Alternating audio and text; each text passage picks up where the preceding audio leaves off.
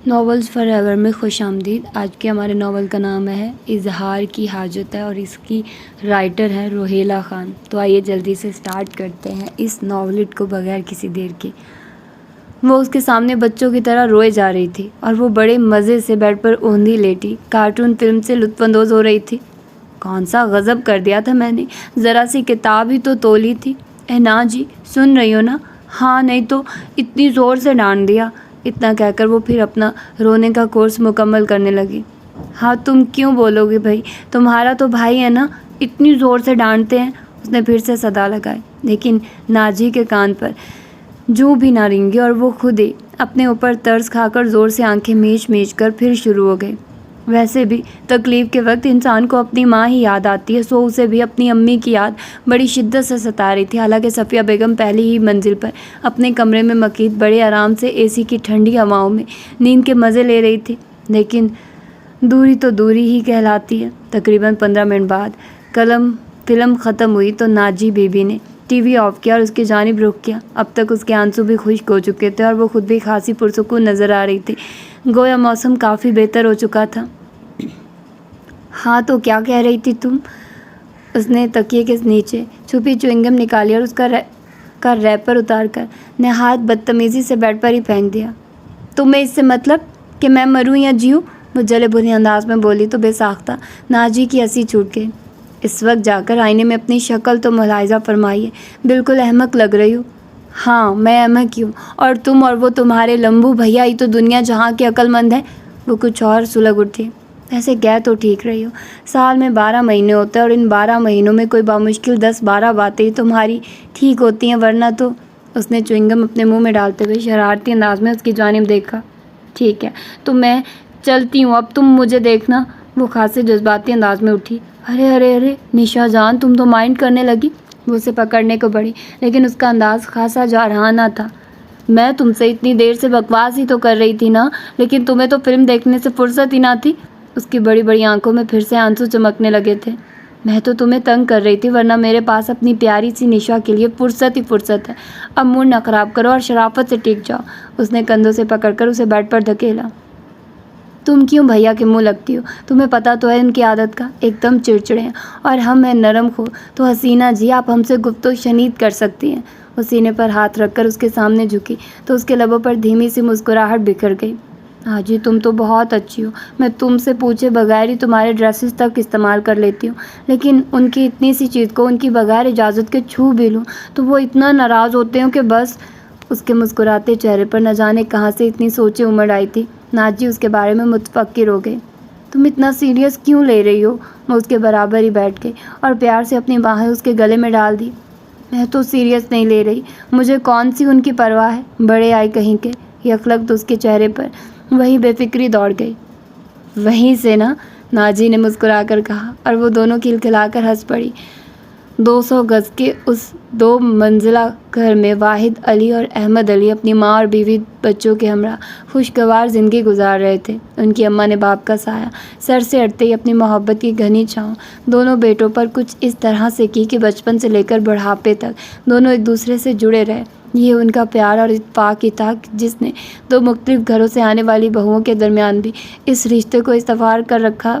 काशान और नाजिया कहने को तो बड़े भाई वाजिद अली की औलाद थे, लेकिन वो आंखों का तारा अहमद अली के थे। नाजिया की जो बात बड़ी अम्मी न मानती, वो छोटी अम्मी के ज़रिए मनवा लेती थी। यही आपस के मजबूती से बनने प्यार के रिश्ते थे, जिसके बिना पर निशा के पैदा होते ही उसे काशान के लिए मांग लिया गया। अहमद अली अब भी कभी दिल महसूस कर रह जाते कि अगर उनके यहाँ भी एक बेटा और होता तो वो नाजिया को उसके लिए मांग लेते, लेकिन कुदरत के कामों में भला कौन दखल दे सकता है। बस यही सोचकर वो अपने आप को तसल्ली देते। तीनों बच्चे अपनी दादी जान से ख़ास लगाव रखते थे।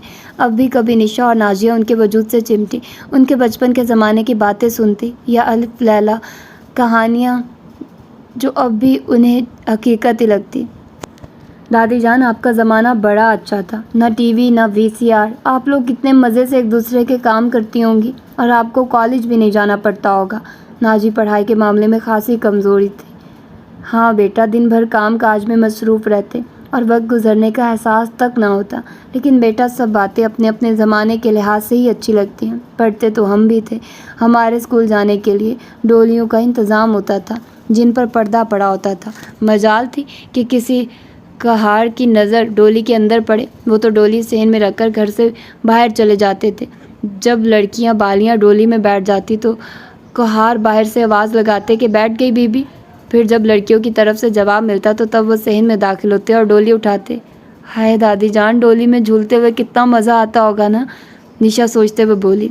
अगर तुम होती दादी जान की जगह तो कई बार डोली से लड़क कर बाहर गिर चुकी होती। निशा ने चौंक कर देखा। काशान के हाथ में दादी जान के हाथ थे। वही आंखों में तज़्ज़ुब की झलक, वही अकड़, वही गरूर। उसका चेहरा बुझ सा गया। अरे वाह, क्यों गिरती मेरी बच्ची? दादी जान ने आपके बालों पर शफकत से हाथ फेरा। दादी जान, आपको नहीं पता इन लोगों की हरकतें खासी ऊटपटांग किस्म की हैं। उसके लब मुस्कुरा रहे थे। अच्छा, तो हमारी हरकतें ऊटपटांग होती हैं और आप तो जैसे एकदम परफेक्ट हैं। तुम आर्ट्स की स्टूडेंट्स थोड़ी सी इधर से क्रैक होती हो। उसकी उंगली का इशारा दिमाग की जानिब था। आंखों में वही मुस्कुराहट थी। और आप इंजीनियरिंग के सारे कमालात के माहिर हैं, तभी सारी सारी रात पढ़ते रहते हैं, तब कहीं जाकर मुश्किल से पास होते हैं। और हम सिर्फ 12 बजे तक स्टडीज़ करते हैं, वो भी एग्ज़ाम के ज़माने में। और देखिए क्या शानदार रिज़ल्ट लाते हैं। क्यों निशा? नाजी ने भी कमर बांध ली थी। वो मुकाबले पर उतर आई थी। हालांकि उसका रिज़ल्ट तो हमेशा ऐसा होता कि कई दिनों तक ताअब्बा से झाड़ सुननी पड़ती। इनसे क्या पूछती हो? इन्हें वैसे भी सिवाय हंसने और रोने के और कुछ नहीं आता। उसने बराह रास्त उस पर वार किया। अरे अरे, आप तो शुरू ही हो गया। बेचारे, इतनी अच्छी तो है, मासूम सी। नाजी ने उसके लिए राह हमवार की। मासूम सी? उफ तौबा दादी जान, रोती शक्ल है ये पूरी। ज़रा सा कुछ कह दिया तो बस आंखों से बरसात शुरू। उसके इस वार का वाकई उस पर असर हुआ और उसकी आंखें भीग गई। ये देखिए, अब वो उसका मजाक उड़ाने पर उतर आया था। जा बेटा, तू जाकर अपनी पढ़ाई कर। खामखा के बच्ची के पीछे ही पड़ गया। दादी जान हालात की नज़ाकत को समझ चुकी थी। उसने भी उनका रेड सिग्नल पाकर भागने में ही आफियत समझी और फिर वाकई बरसात शुरू हो चुकी थी। समझ में नहीं आता कि तुम लोगों का बचपना कब ख़त्म होगा। दादी जान मुँह ही मुँह में बुड़बड़ाई। उसका कॉलेज में नया एडमिशन हुआ था, तभी अकेली खड़ी थी। उसे यूं कॉरिडोर में तन्हा देखकर नाजिया उसकी जानिब बढ़ी और थोड़ी ही देर में उन दोनों के दरमियान अच्छी खासी दोस्ती हो गई। निशा, इनसे मिलो, ये नरीमान है। वो लाइब्रेरी में बैठी किताब से पॉइंट्स उतार रही थी। और ये निशा है तुम्हारी कज़न। वो खासी बेतकल्फ़ी से उससे मुखातिब थी। सावली सलोनी रंगत पर उसके तीखे नकुश किसी दिल वाले को घायल कर देने के लिए काफ़ी थे। आपका ट्रांसफ़र किस कॉलेज से हुआ है? अरे यार, ये आप जनाब का चक्कर छोड़ो और तुमसे मुखातिब करो। मैं इन फॉर्मेलिटीज़ में नहीं पढ़ती। उसने निशा को टोक दिया तो वो खजल सी हो गई। निशा, निरिमान बहुत अच्छी लड़की है। नाजिया ने बड़ी मोहब्बत से उसका हाथ थामा हुआ था। इसलिए कि तुम खुद बहुत अच्छी हो नाजिया। उसके अंदाज में एक अदाए दिल बरी थी। चलो निशा, कैंटीन चलते हैं। नहीं नाजी, अभी कुछ काम बाकी है, तुम लोग चली जाओ।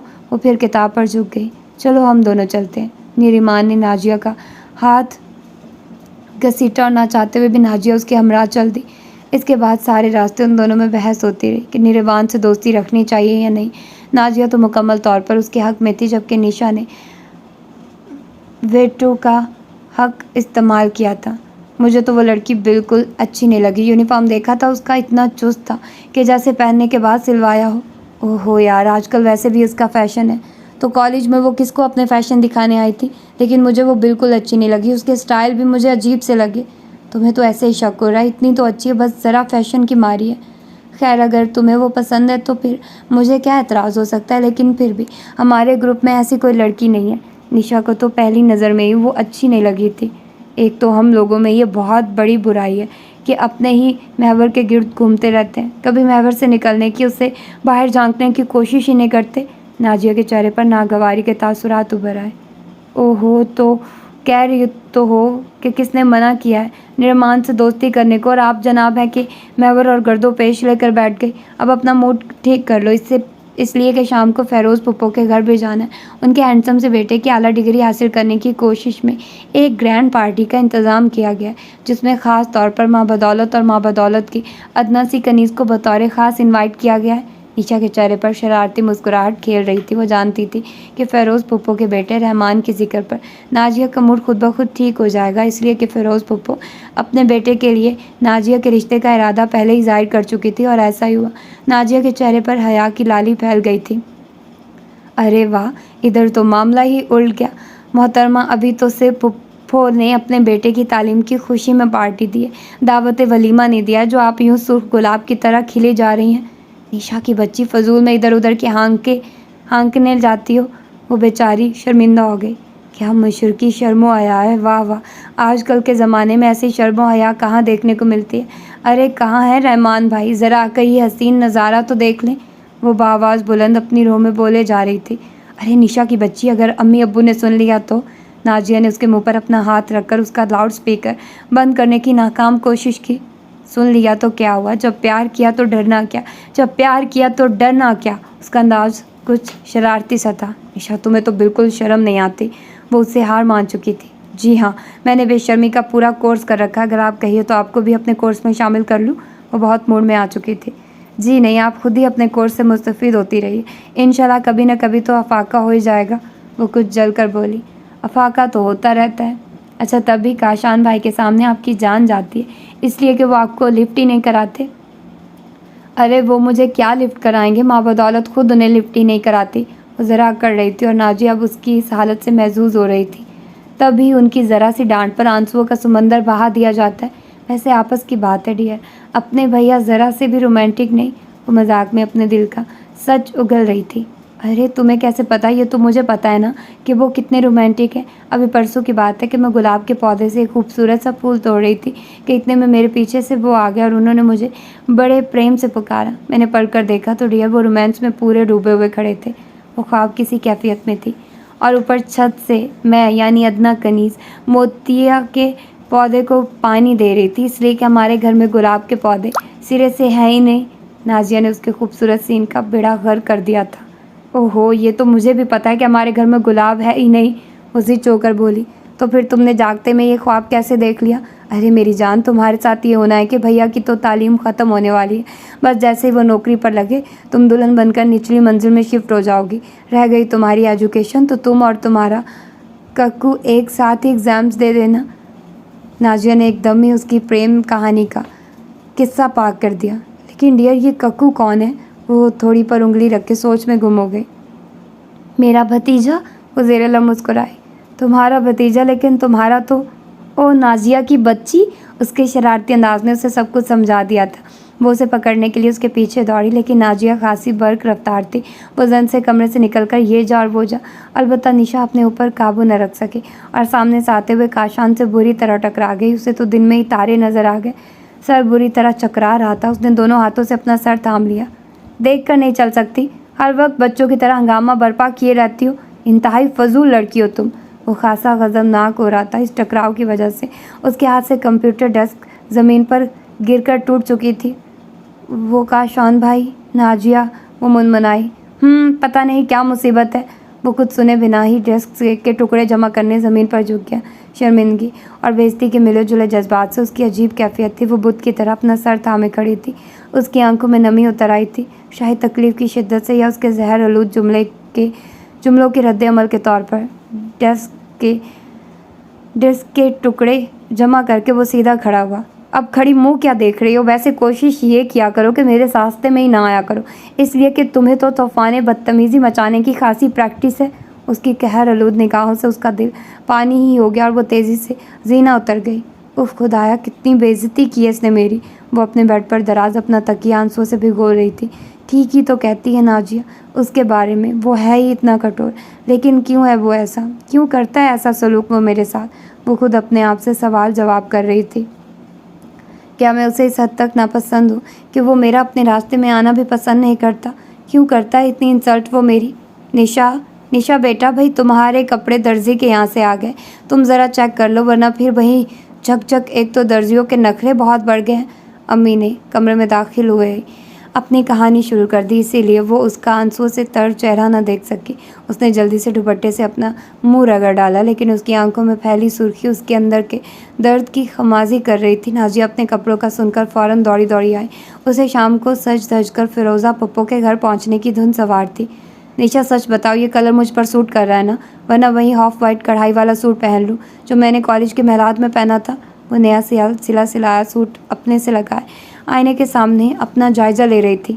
अच्छा लग रहा है ये। उसने एक अचड़ती नज़र उस पर डाली और फिर अपनी उंगलियां मरोड़ने लगी। इतना तो अच्छा नहीं लग रहा, लेकिन तुम कह रही हो तो ठीक है डियर। अरे ये तुम्हारा मुंह क्यों लटका हुआ है? वो उसकी जानिब मुड़ी। उसकी आंखें कोई और ही कहानी सुना रही थी।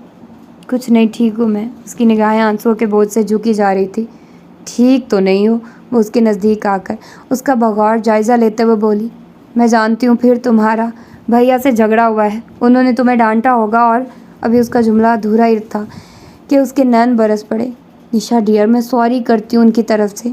आखिर तुम कब तक उनकी वजह से शर्मिंदा होती रहोगी? मैं अम्मी से बात करूँगी। भैया के मिजाज कुछ ज़्यादा ही बिगड़ गए। मुझे तो लगता है जैसे हमारे बड़ों ने हमारे लिए बचपन में जो फैसला किया था वो गलत है। उसका दिल कह जा रहा था। ये तुम क्या कह रही हो? तुम तो जानती हो कि भैया अपनी स्टडीज़ के बारे में खासे सीरियस है और फिर उनके सेमेस्टर होने वाले हैं। वैसे भी वो अपनी स्टडीज़ की वजह से खासे अपसेट रहते हैं। वो मुझसे कब सीधे मुँह बात करते हैं और दादी, चाचा और छोटी अम्मी के अलावा वो अम्मी अब्बू तक से ज़्यादा बात नहीं करते, बिल्कुल मेहमानों की तरह रहते हैं। अब तुम ही बताओ, क्या बचपन में वो ऐसे थे? हाँ, बचपन में तो ऐसे नहीं थे। उसको अब भी अच्छी तरह याद था कि बचपन में वो नाजिया और उसे लेकर साइकिल पर सैर कराया करता था। वो साइकिल पर बैठने से डरती थी तो वो उसे अपने आगे बिठाया करता था ताकि वो खौफज़दा ना हो। वो दिन में कितने सुहाने थे जब कड़ी धूप में वो तीनों बराबर वाले अंकल के घर केड़ियाँ तोड़ने चुपके से निकला करते थे। वो उन दोनों की ऐसे रखवाली करता था जैसे उन दोनों का मुहाफिज हो। लेकिन जवानी ने उसके रवैये में बहुत तब्दीली पैदा कर दी थी, या वो उसका मोहतात रवैया था जो वो उसे खिंचा रहता था। लेकिन उसकी ज़बान की तलखी उसके दिल में बबूल के कांटे की तरह चुभती थी और अब तो वो काट खाने को दौड़ता था। निशा, ऐसा फिर कभी ना कहना, वरना सबको बहुत अफसोस होगा। नाजिया का अंदाज़ समझाने का था। नाजिया, मैं तो बहुत कोशिश करती हूँ, लेकिन क्या करूँ, शक का जहर कभी कभी डसने लगता है। वक्त के साथ साथ शक भी दूर हो जाएगा। अब अपने आंसू पूंछो और शाम की तैयारी करो। क्या पार्टी में नहीं जाना? उसने मोहब्बत से उसके गाल थपथपाए। वो आईने के सामने खड़ी अपना जायज़ा ले रही थी कि नाजिया टपक पड़ी। अरे वाह, आप तो क्या मत ढा रही हैं। उसने सताइश भरी निगाहों से उसका जायज़ा लिया। अच्छा, अब मक्खन न लगाओ, वैसे ये सूट तुम पर बहुत जच रहा है। रहमान भाई के अलावा अगर किसी और की नज़रें अनायत होगी तो डियर मुश्किल हो जाएगी ताया अब्बू के लिए। एक अनार और दो बीमार। अच्छा, फजूल बातें ना करो और जल्दी से मुझे अपनी सिल्वर ज्वेलरी दो। वैसे एक बात इत्तलान अर्ज़ कर दूँ कि काशान भाई फ़िलहाल नहीं जा रहे। वो ज्वेलरी लेने अपनी अलमारी की जानिब मुड़ी। तो मुझे क्यों बता रही हो? इतना कुछ उससे सुन लेने के बाद भी उसका पागल दिल एकदम बुझ सा गया। कभी कभी उसे अपने आप पर गुस्सा भी आता कि वो उसके लिए मरे जाती और वो हर जाई अकड़े जाता है तो फिर वो उसकी तरह क्यों नहीं हो जाती। लेकिन शायद ऊपर वाले ने उसका वजूद ही मोम से बनाया था जो यूं बात ब बात पिघल जाता था। पार्टी में भी उसका दिल नहीं लग रहा था। अलबत्ता नाजिया साहिबा खासी चहक रही थी। फिरोज़ा पुप्पो ने उस पर सदकेवारी हुई जा रही थी। वो फिरोज़ा पुप्पो के वसी लॉन के एक निस्बतन सुनसान गोशे में जाकर बैठ गई। काश वो जालिम एक नज़र देख लेता तो क्या हो जाता। मेरा दिल क्यों चाह रहा है कि वो मुझे देखता, मेरी तारीफ़ करता। अब मैं इतनी बुरी भी नहीं हूँ, फिर वो कुछ क्यों नहीं बोलता। ये अमीर तराड़ हमारे बीच क्यों बढ़ती जा रही है। वो उलझ रही थी, अपने आप से लड़ रही थी। निशा, देखो तो कौन आया है। नाजिया की आवाज़ ने उसके अंदर उभरने वाले तूफान को रोक दिया। निरिमान को अपने सामने देखकर वो लम्हा भर के लिए हैरान रह गई। ये वही लड़की थी जिससे आज सुबह ही उसकी मुलाकात हुई थी। दोपहर को नाजिया से उसके लिए बहस हुई और अब वो फिर उसके सामने मौजूद थी। व्हाट अ सरप्राइज़, आप यहाँ? निशा ने ज़बरदस्ती अपने चेहरे पर मुस्कुराहट सजाई। दरअसल हम इस मोहल्ले में नए शिफ्ट हुए हैं। ये बराबर वाला घर हमारा ही है और ये तुमने फिर अब आप जनाब का तकल्लुफ़ शुरू कर दिया। निरिमान ने कहा। सॉरी, दरअसल मुझे आदत नहीं है नए लोगों से इतनी जल्दी बेतकल्लुफ़ होने की, और हम में यही एक खूबी है कि हम बहुत जल्द बेतकल्लुफ़ हो जाते हैं। मेरा ख्याल है कि यह अच्छी आदत है, क्यों नाजिया? हाँ और क्या। और निशा, ये तुम क्या अकेले कोनों में मुंह लटका कर बैठी हुई हो? इधर सब तुम्हें पूछ रहे हैं। अच्छा तुम चलो, मैं आती हूँ। उसने उसे टालना चाहा। निरिमान को देखकर एक नाखुशगवार से एहसास ने उसकी तबीयत को मज़ीद बोझल कर दिया था। नाजिया निरिमान का तारुफ सबसे करवा रही थी। निरिमान बहुत जल्द उन लोगों में घुल मिल गई थी। अभी खाना शुरू नहीं हुआ था कि वो आ गया। सफ़ेद कल्स लगे शलवार कमीज़ में उसकी मर्दाना वजाहत खासी निखर गई थी। उसे देखते ही उसके दिल की कली खिल गई। उसे खुद ब खुद एहसास हो रहा था कि अब वो मुस्कुरा रही है। शुक्र है भैया कि आप खाने से पहले ही आ गए, वरना सभी समझते कि आप सिर्फ खाना खाने आए हैं। नाजिया ने उसे पकड़ लिया। उसकी ये बात सुनकर वो मुस्कुरा दिया। मुस्कुराते हुए वो और दिलकश दिखाई दे रहा था। अगर फ़िरोज़ा पुप्पो और रहमान भाई इतना इसरार ना करते तो यकीनन इस वक्त भी ना आता। तुम लोग तो हो, फिर मेरी क्या ज़रूरत थी? ज़रूरत तो थी, वरना हम आपके दीदार से महरूम रहते। निरिमान पटते बोली। लम्हा भर के लिए तो उसे भी कुछ ना सूझा और वो उसे हैरत से तकता रहा। नाजिया और निशा भी उसके इस जुमले पर भौंकता रह गई थी। आपकी तारीफ़? उसने अपने आप को नॉर्मल करते हुए नाजिया से उसकी जानिब इशारा करते हुए पूछा। ये नरीमान है, भाई हमारे साथ कॉलेज में पढ़ती हैं, अभी नया ही एडमिशन है उनका। इत्तेफाक से आज ही हमारी इनसे दोस्ती हुई है कॉलेज में, और यहाँ भी इत्तेफाक ही हुआ कि फ़िरोज़ा पुप्पो के पड़ोस में ही ये शिफ्ट हुई हैं, और इत्तेफाक से ही हमसे उनकी आज मुलाकात भी हो गई। वह मुस्कुराता हुआ उसकी जानिब देख रहा था। निशा को यूँ महसूस हुआ कि जैसे किसी ने कांच का नाजुक गुलदान बुलंदी से ज़मीन पर फेंक दिया। उसका ये लहजा उसके लिए बिल्कुल अजनबी था। किस्मत वाले हैं आप, वरना ऐसे नसीब बहुत कम लोगों के होते हैं।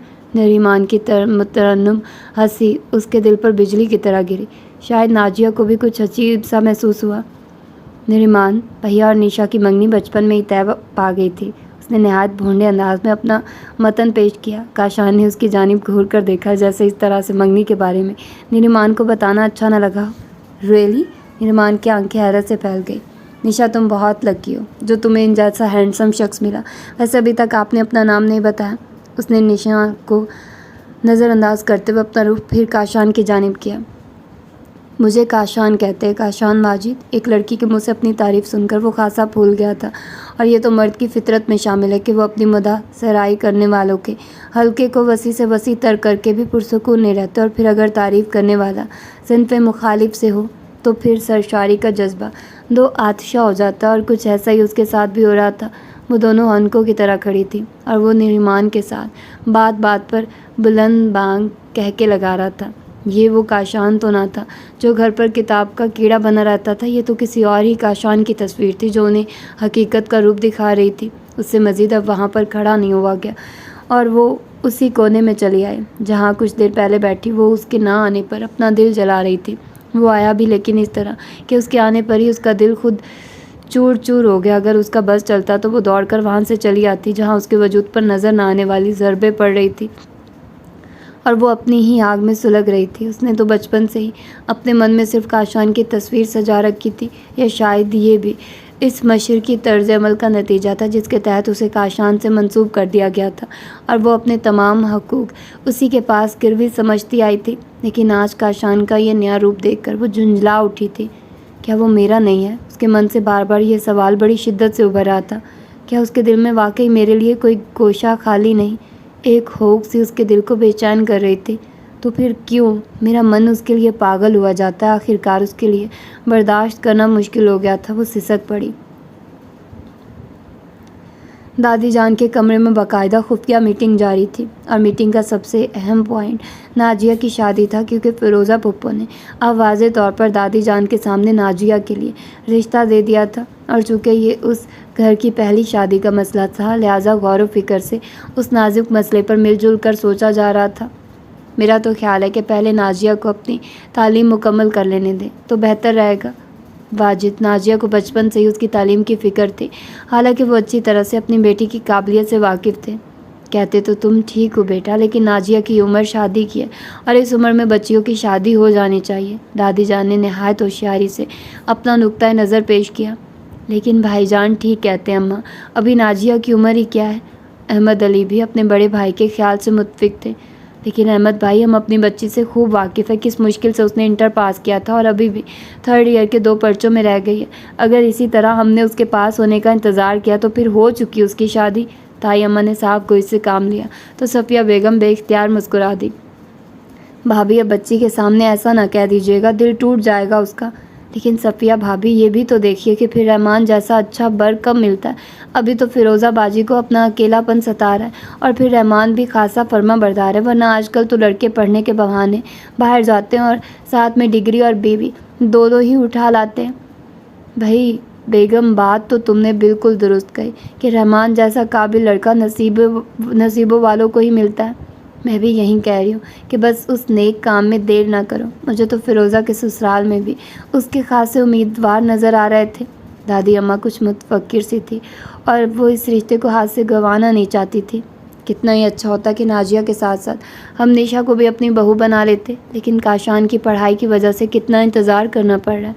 ताई अम्मा बड़े अरमान से बोली, अरे बेटा, निशा कौन सी दूर है तुम्हारी नज़रों से। ज़रा काशी के इम्तिहान हो जाए तो उसकी नौकरी लगने का भी इंतज़ार न करना और पढ़वा देना 2 बोल। दादी अम्मा खिल उठी थी। लेकिन पहले नाजिया के बारे में तो फैसला कर ले। अहमद अली खासी देर बाद बोले, भाई आप सब ने मिलकर फैसला तो कर ही दिया है, लेकिन नाजिया के लिए रहमान मियाँ का रिश्ता मंजूर है तो बस फ़िरोज़ा बाजी को ये खुशखबरी दे दी जाए। बाजिद अली के कंधों का बोझ अब कम हो चुका था। माशाल्लाह माशाल्लाह, बड़ी बहू, अब जल्दी से सबका मुंह मीठा करवाओ, दादी अम्मा ने कहा। लेकिन अम्मा, डॉक्टर ने तो आपको मीठे से परहेज़ बताया है। अम्मा ने दादी अम्मा को डॉक्टर की धमकी से बाखबर किया, लेकिन आज वो किसी के सुनने के मूड में ना थी। अरे छोड़े डॉक्टर को, उन्हें क्या पता कि खुशियों की मिठास मिठाइयों की मिठास से कहीं ज़्यादा होती है। अब तुम मेरी खुशियों को तो नज़र न लगाओ। अरे अम्मा, अल्लाह सदा आपकी खुशियों को और आपको सलामत रखे। सफ़िया बेगम ने मुस्कुराकर उन्हें दुआ दी, जीती रहो, सदा खुश रहो, जुग जुग जियो मेरे बच्चों। आज दादी जान को अपनी मोहब्बत के इस नन्हे से लगाए हुए बीज का समर मिल रहा था, जो बरसों पहले उन्होंने और उनके मरहूम शौहर ने बड़ी चाहत से उस घर के आंगन में बोया था। वो दौड़ी दौड़ी उसके कमरे में आई। उसका सांस फूल रहा था और चेहरे पर हवाइयाँ उड़ रही थी। उसका यह हाल देखकर नाजिया का दिल धक से रह गया। क्या हुआ निशा? वो रिमोट कालीन पर पटक कर उसकी जानिब लपकी। बहुत बुरा हुआ नाजी, बहुत बुरा हुआ। वो अपने दिल पर हाथ रख के कालीन पर ढेर हो गई। निशा प्लीज़ बताओ क्या हुआ? उसका दिल बड़ी ज़ोर से धड़क रहा था। दादी जान ने, उसने खौफज़दा नज़रों से उसकी जानिब देखा। हाँ बोलो निशा। दादी जान ने, उसके हाथ कपकपा रहे थे। वो उसके पास ही अकड़ू बैठ गई। दादी जान ने रहमान भाई के रिश्ते को मंजूर कर लिया, ये कहकर वो ज़ोर ज़ोर से कहके लगाने लगी। वो अब कालीन पर लूट रही थी। निशा की बच्ची, बहुत जलील हो तुमने तो मेरी जान ही निकाल दी थी। अच्छा जी, तो आपकी जान है वो पढ़ाकू साहब? निशा, तुम इंतहाई फजूल लड़की हो, इतना सस्पेंस फैलाने की क्या ज़रूरत थी? वो नाराज़ नज़र आ रही थी। तो फिर मज़ा कैसे आता डियर? इसमें मज़े से क्या मुराद है आपकी?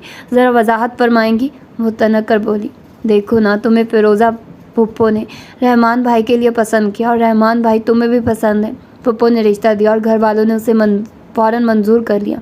अब तुम्हारी शादी हो जाएगी। कितनी सीधी, बल्कि तीर की तरह सीधी है तुम्हारे भैया की प्यार की दास्तान, जिसका यही हैप्पी सा एंड है।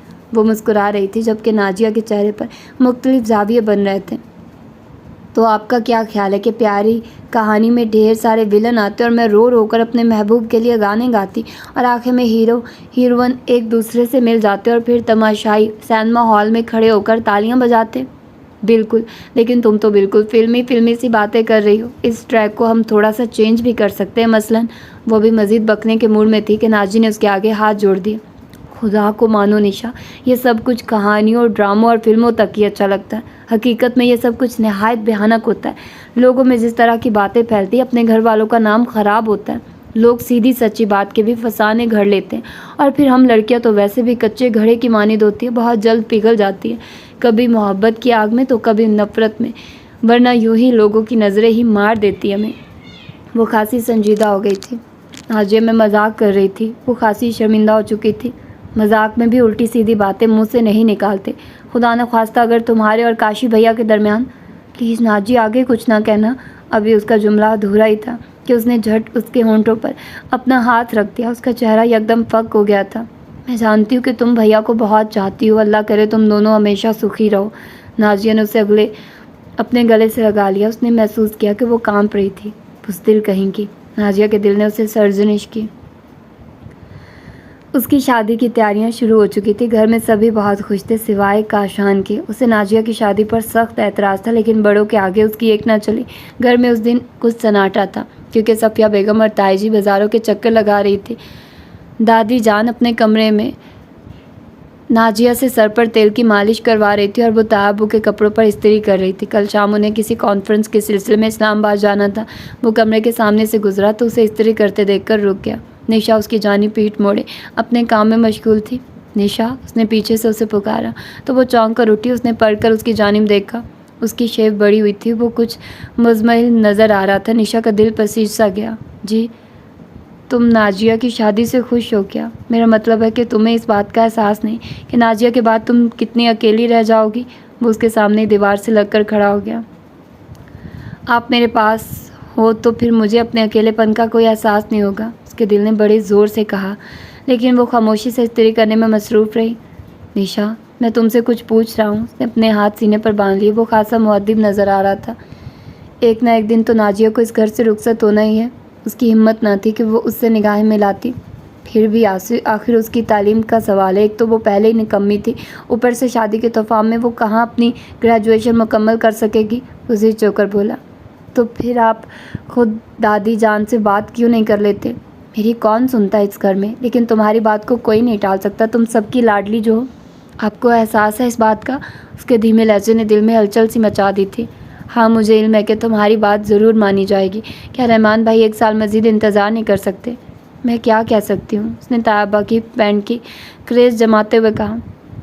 देखो निशा, अगर नाजिया ने अभी बीए का इम्तिहान दे दिया तो ठीक है, वरना फिर ज़िंदगी भर वो बीए पास नहीं कर सकेगी। और मैं जानता भी हूँ कि रहमान भाई से ज़्यादा तो उसे शादी की जल्दी होगी। अब वो तुम्हारी तरह तो है नहीं। अब ये बात अनजाने में उसके मुंह से फिसल गई है या जानबूझकर कही गई थी, लेकिन वो बज़ाहिर खासा पुरसुकून नज़र आ रहा था। इस बात का एहसास आपको कैसे हुआ कि वो मेरी तरह नहीं है? मेरा ख्याल है कि वो बिल्कुल मेरी तरह है। आखिर बचपन से हम दोनों साथ रहे हैं। उसने जानबूझकर बात घुमाई। निशा, तुम मेरी बात नहीं समझ रही हो। मेरा मतलब है कि तुम भी शायद यही चाहती हो कि उसे इस घर से धक्का दे दिया जाए। वो बुरी तरह चिढ़ चुका था। इससे पहले कि वो उसे कुछ कहती, तीर की सी तेज़ी से वो कमरे से निकल गया। और मैं क्या चाहती हूँ ये तुम्हें इल्म है क्या? वो बेख्तियार मुस्कुरा दी।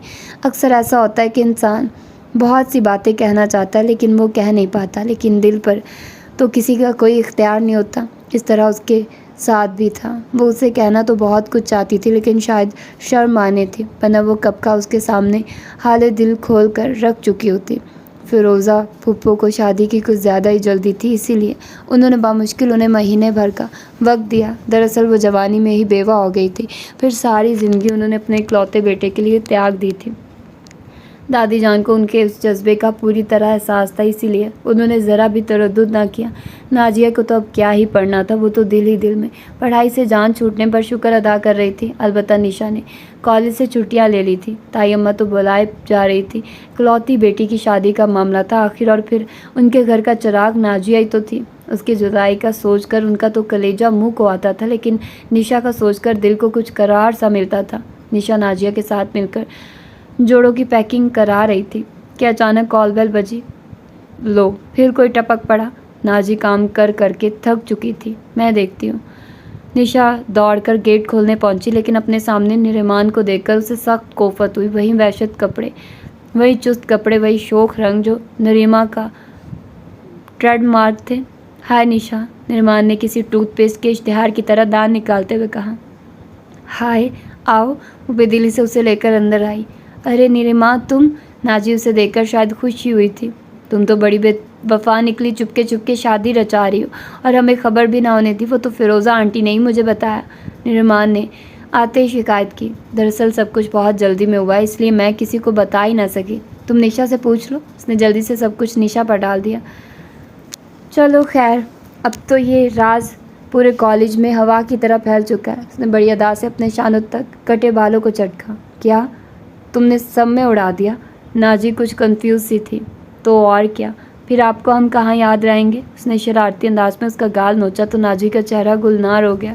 नाजी, वो कपड़े वाले का हिसाब कहाँ रखा है तुमने? कशान सदा लगाता हुआ कमरे में दाखिल हुआ तो निरिमान को देखकर ठठक सा गया। दूसरे लम्हे उसके चेहरे पर मुस्कुराहट बिखरी हुई थी। निशा के अंदर कड़वाहट से घुल गई, लेकिन वह बाज़ाहिर काम में ही उलझी रही। अरे आप यहाँ? ब्लू जीन्स और वाइट टी शर्ट में उसकी मर्दाना वजाहत खिल रही थी। आपको हमारा यहाँ आना नागवार गुजरा क्या? निरिमान के चेहरे पर वही मखसूस सी मुस्कुराहट खिल रही थी जो मर्दों को देखकर उसके चेहरे पर बिखर जाती थी। ये निशा का अपना ख्याल था। अरे ये किसने कहा आपसे? ये तो हमारी किस्मत कि आपने यहाँ आने की तकलीफ़ फरमाकर हमें शुक्रिया का मौका दिया। उसने अपनी जेबों में हाथ ठूंस लिए। कोई बात नहीं, हम अक्सर आपको शुक्रिया का मौका देंगे। आप तंग तो नहीं आ जाएंगे? आप आजमा कर देख लीजिए। वो खासा फ्री होता जा रहा था। भाई कपड़े वाले का हिसाब ऊपर चचा के कमरे में टेबल पर रखा है। नाजिया ने उसे याद दहानी करवाई कि वो किस काम से यहाँ आया था। अरे हाँ, मैं तो भूल गया था। अच्छा निर्माण साहिबा, फिर मुलाकात होगी आपसे? वो कुछ खजल सा हो गया था, लिहाजा कान खुजाता हुआ चला गया। इसके बाद निर्मा इधर उधर की बातें करती रही, लेकिन निशा लाताल्लुक से बैठी रही। अच्छा अब मैं चलती हूँ, बहुत देर हो रही है। उसने अपनी रेस्ट वॉच पर नज़र डाली। अरे इतनी जल्दी चाय पिए बगैर तो मैं तुम्हें जाने नहीं दूंगी। नाजी के इसरार पर निशा चिढ़ गई। नाजी निर्मा को कहीं जाना होगा तभी तो कह रही है। अरे वाह, तुमने तो मेरे दिल की बात कह डाली। वाकई मुझे कहीं और जाना है। वो झट उठ खड़ी हुई। अकेले कैसे जाओगी? कहो तो भाई से कहूँ वो तुम्हें घर ड्रॉप कर देंगे। नाजी के उस जुमले पर निशा का दिल चाहा कि अपना सर ही पीट डाले। नहीं, मैं खुद चले जाऊँगी, फिर किसी वक्त आऊँगी। अब चलती हूँ। ओके। वो बड़ी अदा से चलती हुई गेट तक आई। मजबूरन निशा को भी उसे सी ऑफ करना पड़ा। निशा अपने कज़न को मेरा सलाम कहना। उसने मुस्कुराकर कज़न पर जोर देकर कहा, गोया उसे चिढ़ा रही हो। ओके, निशा ने ज़बरदस्ती मुस्कुराते हुए कहा और बड़ी ज़ोर से उसके पीछे गेट बंद किया। मुझे ये लड़की जहर लगती है। अंदर आते वो शुरू हो गई। तो तुम्हें क्या शिकायत है उससे? नाजी ने सुई में धागा डालते हुए बेपरवाही से जवाब दिया। नाजी तो अपनी रो में मगन थी। उसे रहमान के सिवा कुछ और दिखाई न देता था, इसीलिए वो उसके चेहरे पर लिखी तहरीर भी न पढ़ सकी।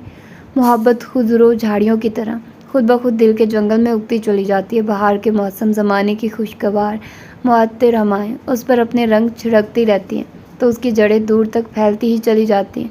इतनी गहराई होती है उनमें कि अपना आप का उससे जुदा करना नामुमकिन हो जाता है। कुछ इसी तरह का उसके साथ भी मामला था, लेकिन कभी कभी उसकी बेअतनाई उसके दिल में छेद से कर देती थी। बहरहाल वो इन ख्यालात को झटकने की कोशिश करती, लेकिन वो खून आशाम चमगादड़ों की मानी चिमटे जाती थी। दादी अमन ने हफ्ता भर पहले ही ढोलक रखवा दी थी। उसे घर के हंगामों से फुर्सत मिलती तो वो कहीं और ध्यान देती। कब से उसके कपड़े दर्जी के यहाँ से आ चुके थे, लेकिन हाय रे मसरूफियत। और फिर हुआ कुछ यूँ कि मेहंदी की रात उसने कपड़े निकाले तो सर पीट कर रह गई। दर्जी ने गले पर कुछ ज़्यादा ही मुहारत से कैंची चला दी थी। ना सिर्फ गला बल्कि कमीज़ भी ठीक ठाक टाइट कर दी थी। उफ नाजी, देखा तुमने क्या असर कर दिया दर्जी के बच्चे ने मेरे कपड़ों का। वो मुँह बनाए नया जोड़ा पहनकर जब नाजी के सामने आई तो उसकी आंखें खुली की खुली रह गई। अब क्या करूँ, तुम मुझे कोई अपना नया सूट दो। वाह, क्या गज़ब की लग रही हो निशा। क्या इन फजूल से कपड़ों में तुम्हें गज़ब नज़र आ रहा है? जल्दी करो, कपड़े दो भाई, अभी ताई अम्मा आ जाएंगी। उसे गुजरते वक्त का एहसास था। कसम से निशा, बहुत पहली बार इतने खूबसूरत सूट में देखा है। हाँ, गला थोड़ा सा बड़ा है, लेकिन कुछ ज़्यादा, इतना ज़्यादा भी नहीं। लड़कियाँ आमतौर पर ऐसे ही गले पहनती हैं और फिर इतना खूबसूरत काम बना हुआ है। कैसी चाहत से ये जर्द सूट तुमने सिलवाया था, बहुत जच रहा है। बस इसे ही पहनो, वरना कसम से तुम तो इतने फजूल से कपड़े पहनती हो कि बस। पहली बार मुझे ये सूट बहुत अच्छा लगा तुम पर।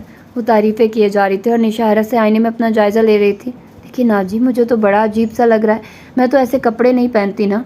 तो फिर कब पहनोगी ऐसे कपड़े? कब तक बच्चों की तरह के कपड़े पहनती रहोगी? चलो अब जल्दी से तैयार हो जाओ। शाबाश।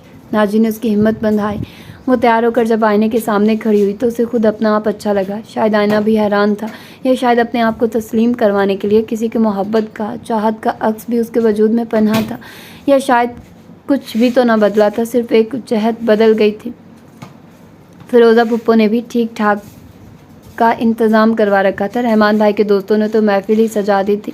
उनके मुकाबले में रहमान भाई की पार्टी का पल्ला ज़रा भारी था। गा गा कर निशा का गला ही बैठ चुका था, लेकिन आज वो बहुत खुश थी। हालांकि उस तकरीब में निरमा भी थी, लेकिन वो अब किसी से खौफज़दा नहीं थी। वो महसूस कर रही थी कि दो शरीर आंखें उसके ताक़ुब में। उसका एहसास उसे उस वक्त हुआ जब वो रहमान भाई से नेक वसूल कर रही थी। रहमान भाई पूरे 10,000 लेंगे हम। वो उनकी उंगली पकड़े बैठी थी। निशा, 10,000 बहुत हैं। रहमान भाई उसकी डिमांड से घबरा गए थे। अरे रहमान भाई, अमेरिका से आए हैं आप, 10,000 क्या कम है आपको? पीछे खड़े काशान ने बुलंद आवाज़ में कहा। आप लोग तो लगता है डकैती की नीयत से आए हैं। वो शरीर आंखें उससे मुखातिब थी, जो रहमान भाई के पहलू में उसी को तक रही थी। आपको तो नहीं लूट रहे ना, जो आपको तकलीफ़ हो रही है? वो तनक कर बोली। खैर लूट तो चुकी हैं, अब आगे क्या इरादे हैं आपके, खुदा जाने। उसने नहायत सहल अंदाज में बहुत कुछ कह डाला। निशा एकदम कंफ्यूज हो गई। उसने सर घुमाकर देखा, लेकिन काशान उसे नज़र नहीं आया। दिल ही दिल में उसने शुक्र अदा किया। देखो मेरी मानो तो 5,000 काफ़ी हैं। रहमान भाई को अपनी जेब की फ़िक्र लाहक थी। चलिए इतने ही दे दीजिए, आप तो खासे कंजूस वाक़ई हुए रहमान भाई। अब वो मज़ीद उसका सामना करना नहीं चाह रही थी, इसीलिए वो फ़ौरन राज़ी हो गई। लेकिन उसका दिल मुस्तकिल बड़ी ज़ोर ज़ोर से धड़क रहा था। न जाने ये कैसा खौफ था जिसने उसका हसार कर रखा था। आपने तो बहुत जल्द हार मान ली थी, इतनी बुज़दिल क्यों हैं आप? वो खाने निकालने में मसरूफ़ थी कि न जाने कब वो उसके पीछे आ खड़ा हुआ। जी, वो चौंक उठी। उसके मुँह पर शायद हवाइयाँ उड़ रही थी। आप तो ऐसे खौफज़दा हो रही हैं कि जैसे वाकई मेरा ताल्लुक़ डाकुओं की किसी जमात से है। मोहतरमा, मैं तो बड़ा सीधा सादा सा बंदा हूँ। वैसे पेशे के एतबार से मैं डॉक्टर हूँ और यकीन के साथ कह सकता हूँ कि इस वक्त आप हाई ब्लड प्रेशर में मुब्तला हैं। जी, वो मज़ीद उसकी वजह से खौफज़दा हो रही थी। देखिए देखिए, इस तरह आप मज़ीद परेशान ना हो, आप आराम से बैठ जाइए और बिल्कुल पुरसुकून हो जाइए। मेरा ताल्लुक़ अगवा करने वाले गिरोह से नहीं है। हमारी मशरक़ी रवायात का थोड़ा नुकसान ये भी है कि जो कुछ पसंद आता है उसे बड़ी तमीज़ से इखलाक के दायरे में रहकर इजाज़त लेकर हासिल किया जाता है। आप समझ रही हैं ना मेरी बात? वरना अगर इस वक्त हम अमेरिका में होते तो यकीनन मैं आपसे पूछता कि क्या कल आप मेरे साथ एक चाय का कप पीना पसंद करेंगी? और अगर मौसम गर्मियों का हो तो कोल्ड ड्रिंक से भी काम चल सकता है। बस हाय मशरकियत, वो बिला तकान बोले जा रहा था। मैं चलती हूँ। वो उसके आगे अपने आप को बहुत कमज़ोर महसूस कर रही थी या शायद बहुत कंफ्यूज हो रही थी। अरे आप तो खामखा ही परेशान हो रही हैं, अब मैं इतना भी बुरा नहीं। वो अभी मज़ीद बोलने के मूड में था, लेकिन निशा ने वहाँ से रफू चक्कर होने में ही आफिया जानी।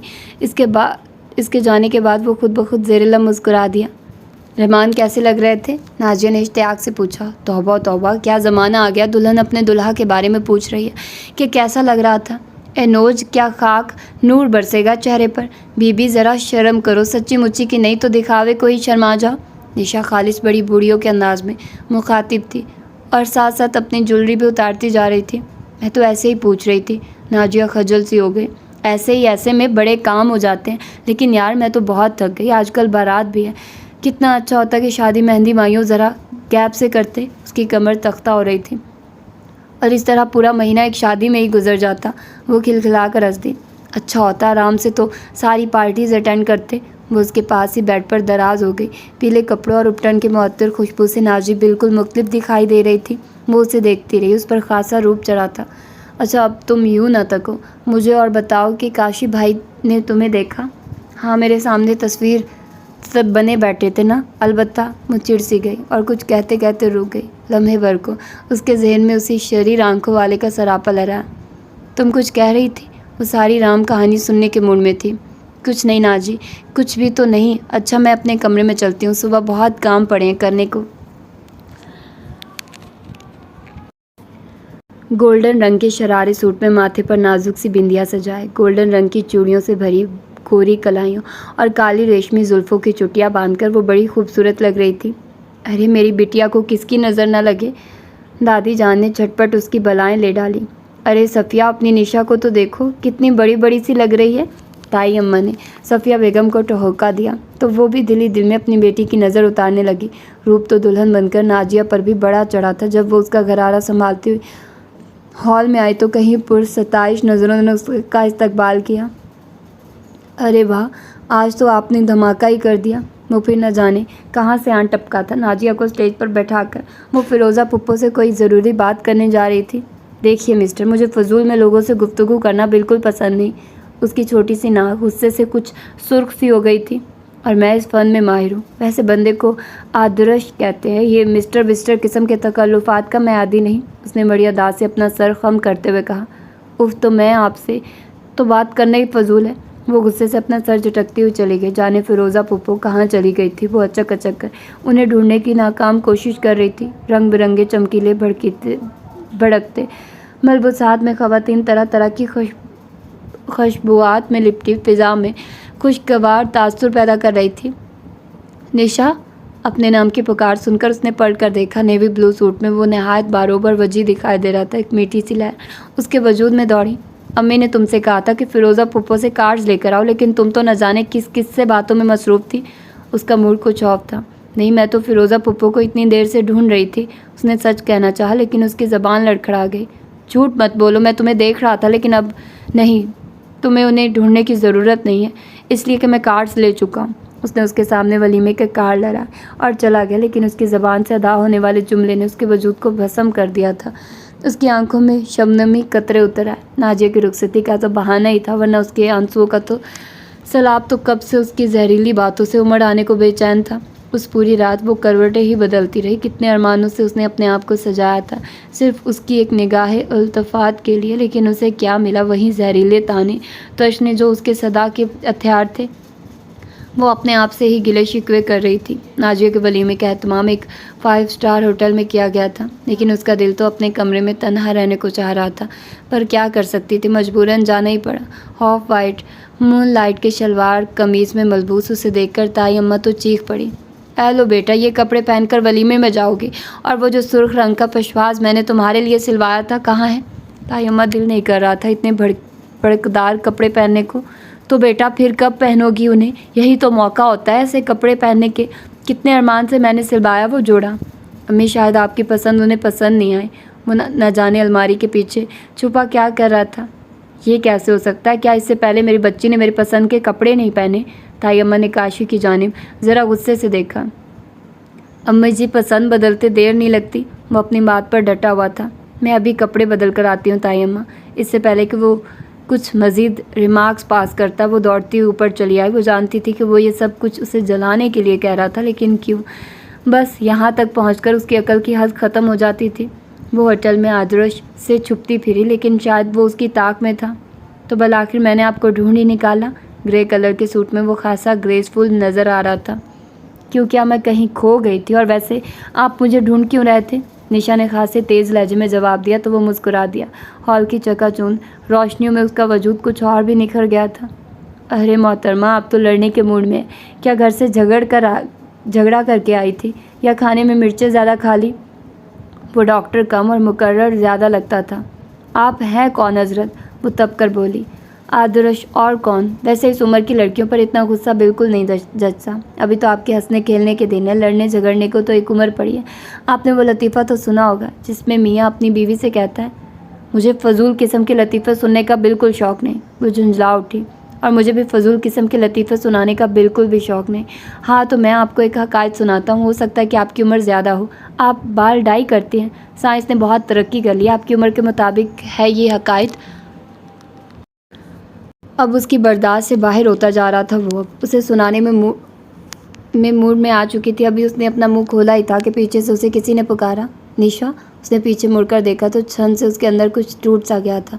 निर्माण का शान की संगत में खड़ी मुस्कुरा रही थी। जर्द रंग की स्लीवलेस कमीज़ और तंग पजामे में वो खासी दिलकश दिखाई दे रही थी। अलबत्ता उसकी आंखों से अयारी झलक रही थी। अरे डॉक्टर आदर्श, आप कैसे हैं भाई?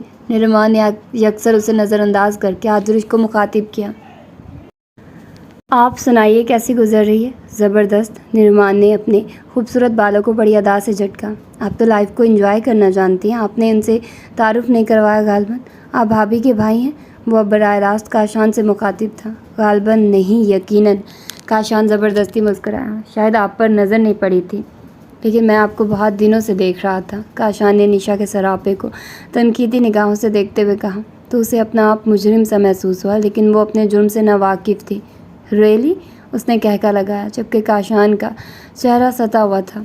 आदर्श, कभी हमारे घर भी आइए। निर्मा की निगाहों में उसके लिए तारीफ़ थी। ज़रूर ज़रूर, अब तो हमारा आना जाना लगा रहेगा। वो इधर उधर की बातें करते रहे। वहाँ निशा को अपना वजूद बेमायनी सा महसूस हो रहा था, इसलिए वो चुपचाप वहाँ से चल दी। अरे आप कहाँ चल दी? आदर्श ने उसे पीछे से पुकारा। मैं ज़रा नाजिया के पास जा रही हूँ। उसने अपने मूड को बेहतर करने की नाकाम कोशिश की, लेकिन वो तो फिर बिखर रही थी। मेरी माँ के वजूद से उसे कभी खौफ सा महसूस होता। वो किसी जहरीले नाग की तरह अपने शिकार की तलाश में रहती। उसे यूँ लगता कि जैसे वो अपना जहरीला हसार उसके गिर्द तंग करती जा रही है। 2 मर्दों की कंपनी में उसने कितने मज़े से उसे आउट कर दिया था। ये कमाल तो उसी की किस्म की लड़कियों का था। भला वो कैसे ये फ़न सीख सकती थी? नाजिया की शादी के बाद घर में एक सन्नाटा सा फैल गया था। एक सा आलम था, या उसके अपने अंदर की बहरानी बहुत बढ़ चुकी थी।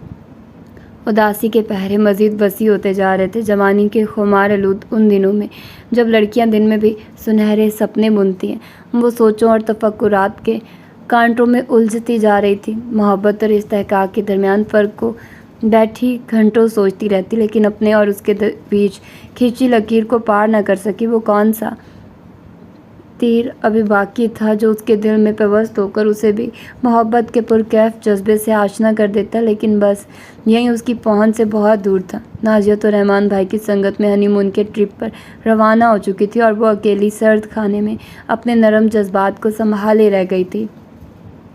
कॉलेज में अब उसका दिल नहीं लगता था, लेकिन ये उसकी तालीम का आखिरी साल था। उसे तो हर हाल में मुकम्मल करना ही था। काशान के फाइनल सेमेस्टर्स हो रहे थे, लिहाजा घर में खासी खामोशी रहती थी। गर्मियाँ अपनी अरूज पर थी और बारिश का दूर दूर तक नामो निशान न था। उस मौसम में अगर बिजली फेल हो जाए तो ज़िंदगी अजाब महसूस होती है। दिन में कहीं बाहर लाइट जा चुकी थी। उसका हाथ तो पंखा जल जल कर बुरी तरह दर्द करने लगा था। बिजली ने जब अपना जलवा दिखाया तो उसकी जान में जान आई। चलो 2 घड़ी नींद तो पूरी करने को मिलेगी। अभी उसने सोचा ही था कि फ़ोन की बेल बजी। हेलो हेलो, अगर मेरी समाअत बिल्कुल ठीक काम करी है तो यकीनन आप निशा ही हैं। मैं आपका नाम पूछ सकती हूँ? वो उसकी बेतकल्फ़ी पर जल गई थी। अरे मोहतरमा, अभी महीना भर पहले की बात है जब आपका दीदार हुआ था। नाचीज़ को डॉक्टर आदर्श कहते हैं। उसका नाम सुनते निशा का मुँह बन गया। वो हमेशा की तरफ भी जारी था। आपने कुछ ऐसी बद्दुआ दी जो हम आपके शहर से दूर हो गए थे, लेकिन देखिए बंदे ने अपनी पोस्टिंग दोबारा कराची में करवा ली। वो खासा चहक रहा था, गोया आप मुस्तकिल तौर पर दिमाग खाने कराची आ गए। अजी क्या अंदाज़े तकल्लुम है, बस आपकी यही मिर्चों भरी बातें हमें पसंद हैं। आदर साहब, आपको किससे बात करनी है? वो उसे पीछा छुड़ाना चाह रही थी। आप ही कर लें, बातों में क्या रखा होता है, लेकिन फिर भी हर कोई आप जैसी बात कर नहीं सकता। मैं आपसे अपनी तारीफ़ें सुनने नहीं बैठी, बराए करम मेरा दिमाग ना चाटिए। वो बदतमीज़ी पर उतर आई थी, लेकिन वो भी नहायत ढीठ पाके हुआ था। अगर आप झूठे मुँह ही कह दें कि आदर्श आप बहुत अच्छे इंसान हैं तो आप यकीन करें मैं आपका नाजुक सा दिमाग बख्श दूंगा। ठीक है आदर्श साहब, आप बहुत अच्छे इंसान हैं। वो चबा चबा कर बोली। अजी क्या कहने हैं आपके, झूठ में कितनी लज्जत होती है इसका अंदाज़ा तो मैं ही लगा सकता हूँ। अब अगर आप तकलीफ़ करें तो बराए करम काशान से मेरी बात करवा दें। ओके, मैं देखती हूँ। वो रिसीवर टेबल पर रखकर पीछे मुड़ी तो काशान को अपने सामने पाकर भौंकचा रह गई। वो उसे अजनबी नज़रों से घूर रहा था। आपका फ़ोन है? शायद वो हकला रही थी।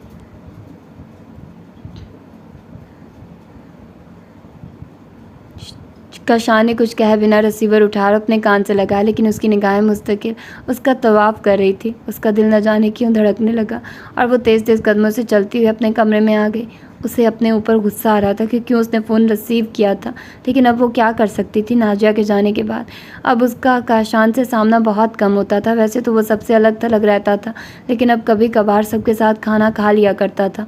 अब उसे निशा से शिकायत भी ना थी, या शायद वो खुद उससे कतराने लगी थी, क्योंकि अब उसकी पैरवी करने वाली जो रुखसत हो चुकी थी। आज उसका कॉलेज जाने का बिल्कुल भी मूड नहीं था। खुदा खुदा करके बारिश के कुछ आसार पैदा हुए थे, लेकिन फाइनल एग्ज़ाम्स करीब थे और उसे ज़रूरी नोट्स लेने थे, इसलिए मजबूरन कॉलेज जाना ही पड़ा। उसकी कॉलेज वैन मुख्तलिफ रास्तों से लड़कियों को पिक करती हुई कॉलेज पहुंचती थी। आज भी मामूल के मुताबिक ऐसा ही हुआ। वो वैन के शीशे से सड़क पर गुजरती गाड़ियों को देख रही थी कि अचानक सुरमई रंग की शराट देखकर वो मुतजस्सिस हुई। उसने ज़रा तवज्जो से देखा तो वो काशान ही था। उसे ख्याल आया कि सुबह जब वो वैन में सवार हुई थी तो गाड़ी पोर्च में खड़ी थी। यकीनन उसके जाने के बाद वो घर से निकला था, लेकिन उसके बराबर में फ्रंट सीट पर कोई बैठा था, शायद कोई लड़की। उसका दिल बड़ी ज़ोर से उछला। काशान हंस हंस कर उस लड़की से बातें कर रहा था और वो लड़की रेड सिग्नल ने उसे उनसे कुछ और नज़दीक कर दिया। निरमान, वो सुन सी हो गई। सफ़ेद यूनिफॉर्म में मलबूस वो निरमा ही थी।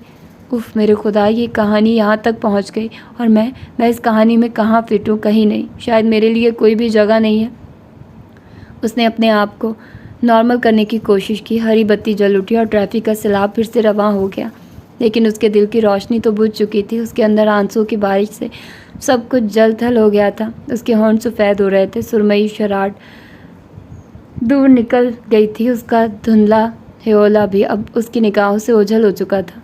निशा, आर यू ऑल राइट? उसके बराबर में बैठी हुई गज़ल ने तशवीश से पूछा। Yes I am fine. उसके कपकपाते होंठों से बामुश्किल अदा हुआ, लेकिन वो जानती थी कि वह अब कभी भी फ़ाइन नहीं हो सकती। पहले सिर्फ शक नहीं उसके वजूद को सहारा दे रखा था, लेकिन अब जब हकीकत ने उसकी आंखों में आंखें डालकर देखा तो उसकी आंखों में मिर्चें सी भर गई। तकलीफ़ की शिद्दत बढ़ी तो पानी खुद ब खुद आंखों से जारी हो गया। वो सारा दिन अकेली ग्राउंड में बैठी रही। उस बेवफा ने बुजुर्गों के फैसले को ना सिर्फ अपने पैरों तले रोन डाला था बल्कि उसका दिल भी छलनी कर दिया था। वो किस ज़बान से उसके कारनामे उनको सुनाती जो उसकी आंखों में अपने ख़ानदान का सुनहरी मुस्तकबिल देख रहे थे। निरमान पूरा दिन कॉलेज में नज़र नहीं आई। शायद वो कॉलेज में आई ही नहीं थी। सुबह से आसमान पर छाए बादलों ने अब अपना असर दिखाना शुरू कर दिया था। छन छन बारिश की शबनमी बूंदों ने माहौल में जल तरंग से बिछेड़ दिए थे, लेकिन उसके दिल में तो खिजान ने डेरे डाले हुए थे। आखिरी वैन भी जा चुकी थी और वो अपने गम में घिरी बैठी थी। वो तो कैंटीन की बुआ के कहने पर उससे होश आया। उसने अपनी रेस्ट वॉच पर नज़र डाली तो 3 बज रहे थे। उफ, इतनी देर हो गई। वो परेशान हो गई। उसकी छुट्टी तो 1:30 बजे हो जाती थी। घर वालों की परेशानी के ख्याल से वो तकरीबन दौड़ती हुई कॉलेज के गेट से निकली। बारिश खासी तेज़ हो चुकी थी। दूर दूर तक किसी सवारी का नामो निशान न था। हाँ, अलबत्ता प्राइवेट गाड़ियाँ कभी उसके पास से गुजरते हुए ज़ोर से हॉर्न बजाती तो वो उछल कर पीछे हो जाती। ऐसे मौसम में मंचलों की तो बन आती है। अब चाहे कोई कितना ही उनकी हरकतों से परेशान हो, बारिश का खूबसूरत माहौल उसे जहर लग रहा था। वो रिक्शा टैक्सी की तलाश में चलती हुई खासी दूर निकल आई थी। तेज़ हॉर्न पर वो खौफजदा हो गई। निशा, मूसलाधार पानी की तेज़ आवाज़ में उसे दूर से अपना नाम सुनाई दिया तो उसने पढ़ कर देखा। वही सुरमई शराड़ उसका मुंह चढ़ा रही थी। उसके एक ही नज़ारे ने उसका दिल खून कर दिया था। ड्राइविंग सीट पर काशानी था। मौसम की सख्ती, लोगों का खौफ, अकेलेपन की शिद्दत, उन सबसे ज़्यादा उससे नफ़रत का जज्बा शिद्दत से उठ कर आया था। वो बहरी बनी चलती रही। निशा, मैं हूँ काशान। वो उसके पीछे हल्की रफ्तार में गाड़ी चला रहा था, लेकिन गाड़ी की बारिश की जलथल से ज़्यादा उसकी आंखों से एक सैलाब रवां था। उसकी छोटी सी नाक सुर्ख हो रही थी। निशा! वो फिर चीखा, लेकिन आज उसका सारा गुस्सा, सारा रोब उसके सामने हिच था। उसने गाड़ी रोकी और खुद उतरकर उसके पास आया और सख्ती से उसका बाजू थामा। ये क्या है मकाना हरकत है? मैं कब से तुम्हें आवाज़ दे रहा हूँ और तुम बहरी बनी हो। क्या घर नहीं चलना या यूं ही सड़कों पर अपना तमाशा बनवाना है? उसका सफ़ेद यूनिफॉर्म भीग कर उसके जिस्म से चिपक गया था। मैं आपके साथ नहीं जाऊँगी, छोड़िए मेरा हाथ। उसने अपनी तमाम कोशिशें की, लेकिन बेसूद वो अपने आप को उसकी गिरफ्त से आज़ाद कराने में नाकाम रही। क्यों नहीं जाओगी? तुम्हें पता है घर में सब कितना परेशान हो रहे हैं। वो उसके इस रवैये पर हैरान सा था, लेकिन वही सख्ती हनूज़ कायम थी। मैं आपके साथ नहीं जाना चाहती, छोड़ दे मुझे। वो रो रही थी और वो हैरान सा उसे देख रहा था। काशान ने उसे अपने दोनों बाजुओं से थाम लिया। उसका सर उसके सीने पर टिक गया। उसका चेहरा झुका हुआ था। बारिश के शफाफ पानी ने उसकी सफ़ेद रंगत को मज़ीद नुमाया कर दिया था। काशान के चेहरे पर कहीं रंग आए और गुजर गए, फिर अचानक उसका चेहरा सत गया। निशा, शाबाश, घर चलो, वही होगा जो तुम चाहोगी। अल्फाज उसका साथ नहीं दे रहे थे और फिर वो उसे थामे गाड़ी तक लाया। सारा रास्ता वो रोती रही और वो सोचता रहा। नाजिया अपनी हनीमून ट्रिप से वापस आ चुकी थी। उसके आने की खुशी में सफ़िया बेगम ने एक शानदार दावत का इंतज़ाम किया। वो सबके लिए तोहफे भी लेकर आई थी। दादी जान, ये आपके लिए। उसने हाफ वाइट खूबसूरत कश्मीरी शॉल दादी जान के आगे की। अरे मेरी जान, इस बूढ़ी जान के लिए खामखा पैसे बर्बाद किए। दादी जान ने मुस्कुराते हुए शॉल पर हाथ फेरते हुए कहा। वाह बुढ़ी हो, मेरी दादी के दुश्मन। मेरी दादी तो लाखों में एक है। उसने झट अपनी बाहें उनके गले में डाल दी। ताया अब्बू और ताई अम्मी अपनी बेटी को देख देख कर निहाल हो रहे जा रहे थे। अरे ये निशा कहाँ गायब है इतनी देर से? उसे अचानक निशा का ख्याल आया। किचन में रायता बना रही है, ताई अम्मा ने जवाब दिया। अच्छा, मैं किचन में ही जाकर उसकी खबर लेती हूँ। अपना गिफ्ट लिए बगैर ही चली गई। वो किचन में कामों में मसरूफ़ थी। नाजिया ने वहीं धावा बोल दिया। ये क्या बात है भाई, मैं कब से आई हुई हूँ और तुम हो कि एक बार ही जलवा दिखाकर ऐसी गायब हुई कि बस। हाँ बस ये थोड़ा सा काम रह गया है, फिर खाने के बाद बातें करेंगे, उसने दही फेंटते हुए कहा। हाँ मुझे तुमसे बहुत सारी बातें करनी है। अचानक नाजिया का लहजा कुछ बदल सा गया। कोई बहुत ख़ास बात है? हाँ ख़ास ही है, वो सोचती हुई किचन से निकल गई। खाने से फारिग होकर रहमान तो सबसे बातों में मसरूफ़ हो गए और वो उसे लेकर छत पर चली गए। नीले वसी आसमान पर चमकते सितारे अफसानवी मंजर पेश कर रहे थे। तुम्हें याद है नाजिया, हम दोनों यहाँ घंटों बातें किया करते थे। वो आसमान की वसतों को तक रही थी। हाँ ये कौन सी पुरानी बात है, मेरी शादी को दिन ही कितने गुजरे हैं, फिर भी तुम्हारे जाने के बाद ऐसा लगता है जैसे सदियाँ बीत गई हूँ। उसने एक ठंडी सांस भरी। हाँ बहुत कुछ बदल गया है, मैं नोट कर रही हूँ। वो उसके चेहरे को बगौर देख रही थी। मसलन? वो मुस्कुरा दी। निशा मैं नोट कर रही हूँ कि तुम और भाई। नाजिया प्लीज़ कोई और बात करो, निशा ने उसकी बात काटते हुए कहा। अच्छा तो कोई और बात यह है कि आदर्श ने तुम्हें प्रपोज़ किया है, उसने नहायत इत्मीनान से कहा। आदर्श? वो ज़ेरे लब बुड़बुड़ाई। फिर उसे वही शरीर आंखों वाला याद आ गया जो उसकी मिर्चों भरी बातों का शदाई था। हाँ, वो रहमान के पुराने दोस्त हैं, उन्हें तुम बहुत पसंद आई हो, लेकिन उन्हें तुम्हारी और भाई की बचपन की मंगनी का इल्म नहीं था। मैंने जब उन्हें बताया तो वो बहुत शर्मिंदा हुए और हैरान भी, और उन्हें हैरान होना भी चाहिए था, इसलिए कि तुम दोनों के बीच जो दीवार है वो सिवाय हमारे घर के बुज़ुर्गों के सबको नज़र आ जाती है। ये शायद हम पुरानी रवायात में कुछ इस तरह जकड़े हुए हैं कि जज्बों और एहसासात के बारे में जानने की कोशिश ही नहीं करते। वो छत की मंडेर पर कोनियाँ टिकाए बगौर उसकी बात सुन रही थी। शादी से पहले मैं और तरह से सोचती थी, लेकिन शादी के बाद मेरी सोच कुछ और हो गई है। निशा डियर, मियाँ बीवी का रिश्ता तो मोहब्बत, प्यार और खलूस के बंधन में बंधा होता है, और अगर इस रिश्ते में ना नफरत या ज़बरदस्ती का अंसर शामिल हो जाए तो फिर शादी सिर्फ एक अहद बनकर रह जाती है या महज मजबूरी। इसीलिए मैंने अम्मी अब्बू को ये प्रपोज़ल बता दिया, लेकिन फ़ैसला तुम्हारे हाथ में है निशा। जो तुम चाहोगी वही होगा। अगर तुम अपनी बात मुकम्मल कर चुकी हो तो नीचे चले, सब हमारा इंतज़ार कर रहे होंगे। ठीक है, चलो। नाजिया खामोशी से सीढ़ियों की जानिब बढ़ी, लेकिन कहीं सवाल उसके दिल में उभर रहे थे। वो रात कितनी तारीख थी। आसमान पर अचानक काले खौफनाक बादल छा गए थे। हवा में भी कुछ तेज़ी थी, शायद तूफान भी आने वाला था, लेकिन उसके अंदर तो आंधियाँ सी चल रही थी। वो एक ऐसी टूटी कश्ती की मानी थी जो गहरे समंदर के बीच खड़ी थी, जिसका कोई किनारा भी मुंतज़िर न था। वो शिकस्त खोर्दा खिलाड़ी की मानी लड़खड़ा रही थी। उसने अपना सब कुछ हार दिया था। बचपन से लेकर जवानी तक जिस मिट्टी के साधु को उसने पूजा, वो सचमुच मिट्टी की मानी थी। हर जज्बे से नाआशना निकला। वो जिस पर अपना हक समझती आई थी, उससे छीन लिया गया। वो जानती थी कि निरमा ने उसे उससे छीन लिया। वो उसकी मोहब्बत होने के अलावा एक मर्द भी था, ऐसे मर्द जिसे औरत की खूबसूरती और मासूम सरापे से ज़्यादा दिल फरेब अदाएँ ज़ेर कर लेती हैं। उसकी गुफ्तगू में वो ज़ीरो बम न था जिसकी माहिर नरीमा थी, और आखिरकार उसने उसे हासिल कर ही लिया था। मैं हार गई काशान, मैंने तुम्हें खो दिया। तुम मेरे नहीं हो। ऐसा क्यों हो रहा है मेरे साथ? नरीमा जीत गई, मैं हार गई। वो सिसक रही थी। बचपन की वो नन्ही सी सोने की अंगूठी उसकी मुट्ठी में दबी हुई थी, जो ताई अम्मा ने मंगनी की अंगूठी कहकर उसकी नन्ही सी उंगली में पहनाई थी। अब उस अंगूठी की हकदार मैं नहीं, बल्कि कोई और है, इसलिए कि वो इस पत्थर का दिल जीत ना सकी। कौन कहता है कि इतनी बरसों में अगर पत्थर पर भी मुसलसल पानी के कतरे गिरे तो पत्थर में भी छेद हो जाता है। लेकिन वो तो शायद पत्थर से भी सख्त दिल था। वो जानती थी अब कहीं आंखें उसके मुस्तकबिल के बारे में उससे सवाल करेंगी। वो किस किस का जवाब दे और किस किस से कहे कि वो उसकी तमाम तर बेवफाइयों के बावजूद अपने हक़ से दस्तबरदार होने पर राज़ी नहीं है। और फिर उसने एक फ़ैसला कर लिया। रात की तारीकी में उसके कदम दादी जान के कमरे की जानिब बढ़ रहे थे। रात के 2 बज रहे थे। वो अपने कंप्यूटर पर बैठा कुछ काम कर रहा था कि उसके कमरे के दरवाजे पर किसी ने दस्तक दी। उसने वॉल क्लॉक पर नज़र डाली। इतनी रात गए कौन हो सकता है? शायद दादी जान हो। एक ख्याल उसके दिल में उभरा। Yes, come in please. दरवाज़ा धड़ से खुला और उसकी आंखें हैरत से पट गई। निशा, तुम इस वक्त? जी मैं इस वक्त। आप हैरान हो रहे हैं ना? उसकी निगाहों से वहशत टपक रही थी। काशान ने महसूस किया कि जैसे उसके कदम लड़खड़ा रहे हैं। उसके बाल बिखरे हुए थे, दुपट्टा बेतरतीब सा कंधे पर झूल रहा था। ऐसे तो वो कभी भी उसके सामने नहीं आई थी। मैं आपको हमेशा तंग करती आई हूँ ना, हमेशा आपका नुकसान करती आई। मैं जानती हूँ कि मैं बहुत फजूल सी लड़की हूँ जो कभी भी आपके दिल में घर नहीं कर सकी, लेकिन कसम से मैं आपसे बहुत मोहब्बत करती हूँ। मैं जानती हूँ कि आप मुझसे बिल्कुल ही मोहब्बत नहीं करते। आप निर्माण को चाहते हैं। मैं आप दोनों के बीच नहीं आऊँगी, लेकिन मैं आपके सिवा किसी और की हो भी नहीं सकती। मैंने कभी ऐसा सोचा ही नहीं था। उसकी आंखें नींद से बोझल हो रही थी। वो घबरा कर सीट से उठ खड़ा हुआ। उसने लपक कर उसे शानों से थामा और उसे हल्का सा झटका दिया ताकि उसकी हवास बहाल हो। निशा, तुम ठीक हो? बोलो निशा। नहीं काशान, मैं अब कभी ठीक नहीं होंगी। मैं आपके सिवा किसी और की नहीं हो सकती।